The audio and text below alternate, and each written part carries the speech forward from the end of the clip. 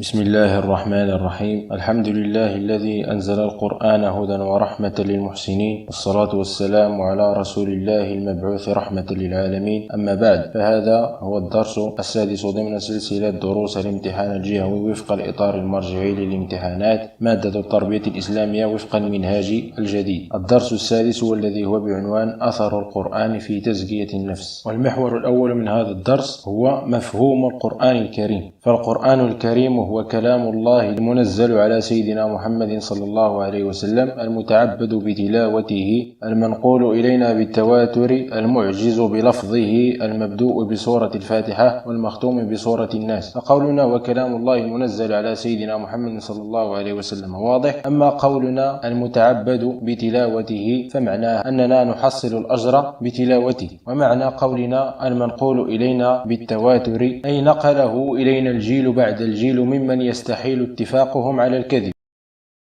أما قولنا المعجز بلفظه فلأن الناس يعجزون عن الإتيان بمثله. ننتقل الآن إلى المحور الثاني وهو مفهوم تزكية النفس.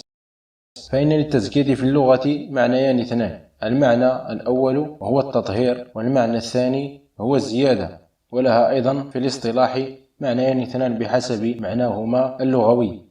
فالمعنى الأول للتزكية ويسمى بالتخلية، وهو تطهير النفس من الأخلاق والصفات الذميمة كالشرك والرياء والكبر والعجب وغيرها من الأخلاق الذميمة. نلاحظ أن المعنى اللغوي الذي هو التطهير حاضر في المعنى الاصطلاحي. نمر إلى المعنى الثاني وهو الذي يسمى بالتحلية، وهو زيادة وتنمية النفس بالأخلاق والصفات الحسنة كالإخلاص والمراقبة والشكر وغيرها من الصفات. نلاحظ مرة أخرى أن المعنى اللغوي حاضر في المعنى الاصطلاحي. المحور الأخير من هذا الدرس هو بعنوان منهج القرآن في تزكية النفس وتطهيرها. فأقصر طريق لتزكية النفس وتطهيرها والذي دعا إليه القرآن هو الحث على قراءة القرآن مع ضرورة تدبر معانيه والعمل بأحكامه. وقد تدرج القرآن بالإنسان في تزكية النفس من المهم إلى الأهم ومن السهل إلى الصعب، ووعد من زكى نفسه بالفلاح ومن لم يزكيها بالخيبة. بهذا نكون قد أنهينا درسنا هذا. سبحانك اللهم وبحمدك، أشهد أن لا إله إلا أنت، أستغفرك وأتوب إليك، وإلى درس آخر إن شاء الله.